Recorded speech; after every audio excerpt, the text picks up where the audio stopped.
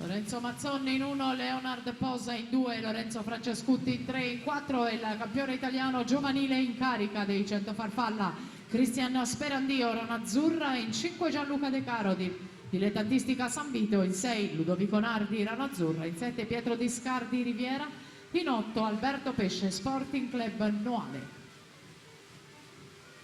Sperandio oro anche al 5 Nazioni 2014 nei 100 farfalla, argento in Coppa Komen con la nazionale giovanile.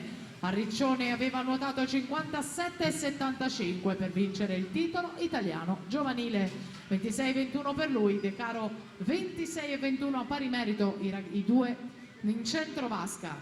Continua il testa a testa, non molla De Caro, ancora in lotta per la vittoria di batteria. Vediamo la reazione di Sperandio che sembra accelerare leggermente nel finale, incassa la vittoria 56,50, si mette alle spalle di Ferrario nella classifica provvisoria, anzi definitiva fra pochissimo, non appena avremo i risultati ufficializzati.